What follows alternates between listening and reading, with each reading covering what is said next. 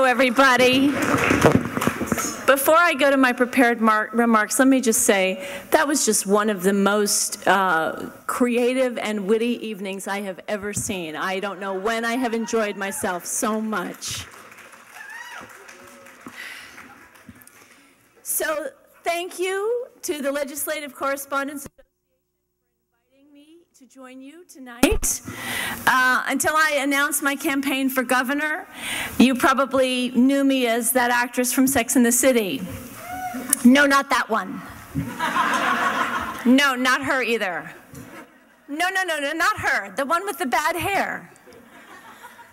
I'm not going to lie, I was a little nervous when they asked me to give a rebuttal tonight. I think of myself as more of a dramatic actress than a comedic one. So when it comes to telling jokes, I don't have much experience. But since when have I let that stop me, right?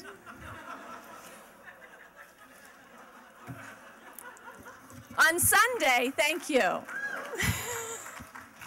On Sunday evening, I mentioned my executive experience directing plays. And like a true director, after I got home, I gave myself some notes. Specifically, never, ever say that again.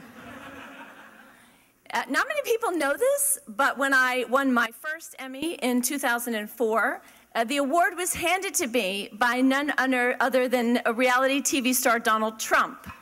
It's the only time he's actually gotten to hold an Emmy. He was nominated 9 times for The Apprentice, but he never won. And I think he's still holding a grudge about it. And I sometimes wonder, if I had just let him keep mine, maybe we wouldn't be in this mess. Now, as the governor pointed out, I am not as famous as Brad Pitt, or Angelina Jolie, or Billy Joel.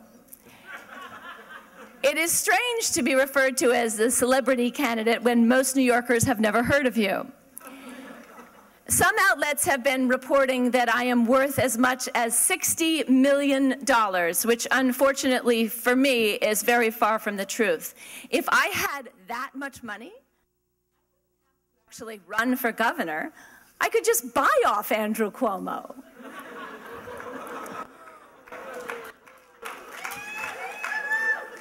And we had to keep my appearance tonight a secret, because if Cuomo found out I was coming, he would have forced the egg to cancel.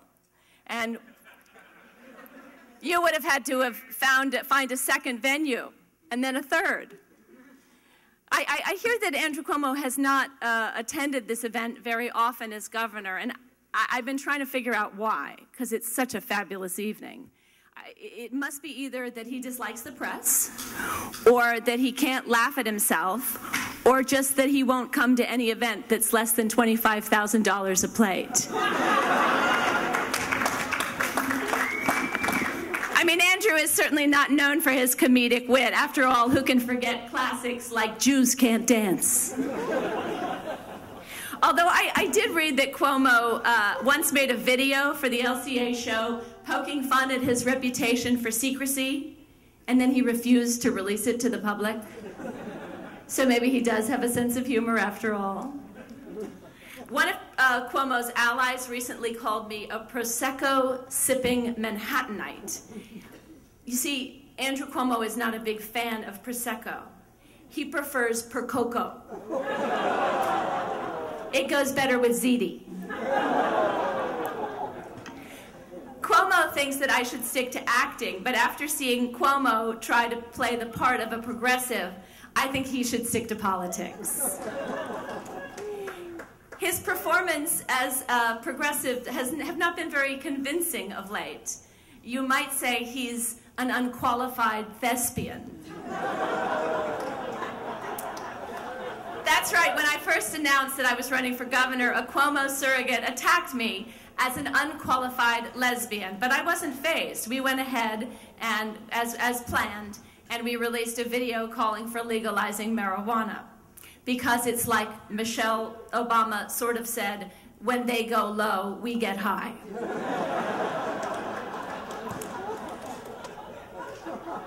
I've disappointed a lot of marijuana enthusiasts when I confess that I've actually only smoked pot twice in my life. It's a sign of just how much the politics around marijuana have changed. In the 1990s, Bill Clinton tried desperately to convince America that he had never inhaled. Now I find myself apologizing for not inhaling more.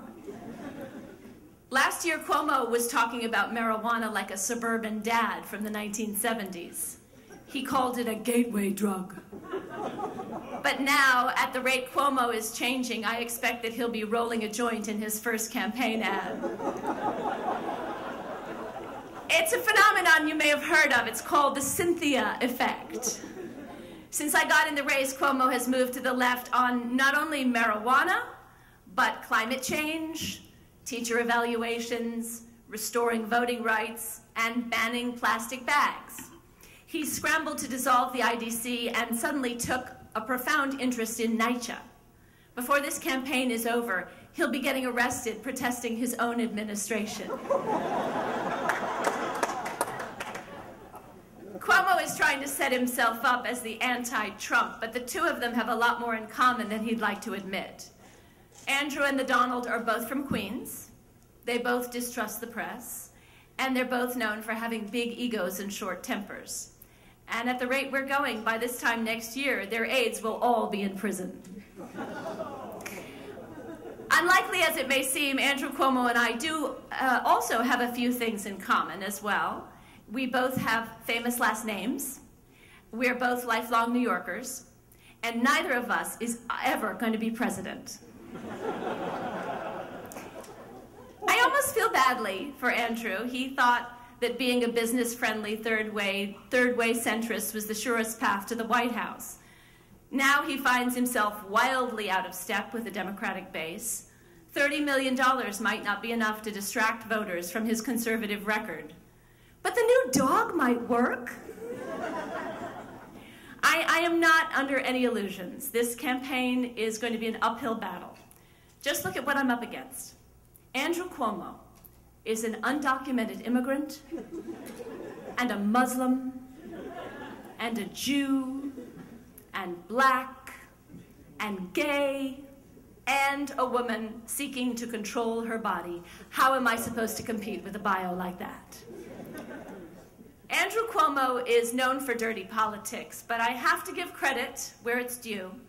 His history of cutthroat campaigns helped inspire my campaign's new slogan, "Vote for the homo, not for the Cuomo."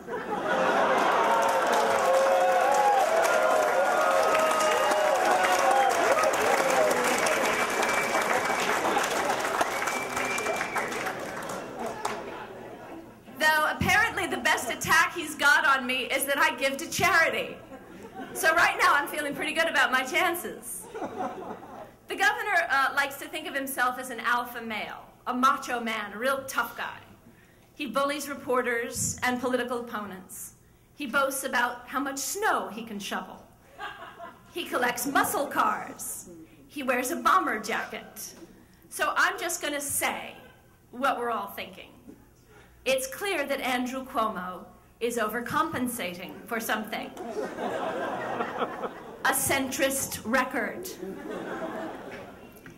People do wonder why Andrew Cuomo drives muscle cars. It's really pretty simple, actually.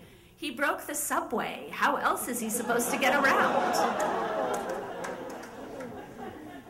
Cuomo claims to be middle class, a middle-class son of a governor with $1 million house, a $700,000 book deal, and a collection of vintage sports cars. You know, just a regular guy. Andrew Cuomo made $783,000 from his memoir, a book that only sold 3,200 copies. He called it All Things Possible. The only thing that's not possible is finding a bookstore that still sells it. So before I close, I do want to get serious for a minute.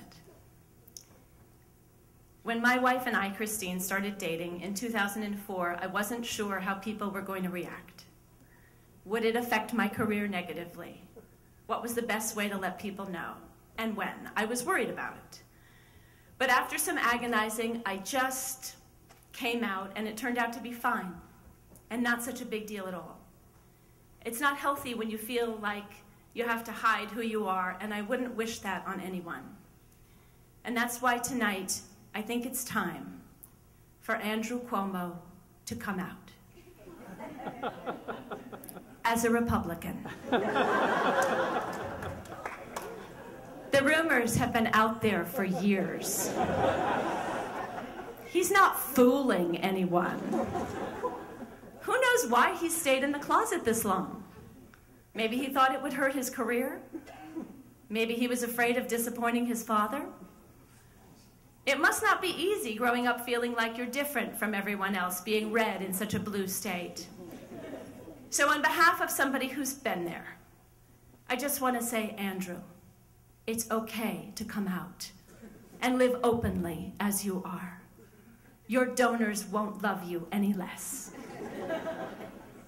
Thank you again for having me tonight. When I got into this race, Andrew Cuomo tried to dismiss my campaign as a joke. Well, he is not laughing anymore, so I'm glad that you are. And I look forward to coming back next year as your governor. Thank you.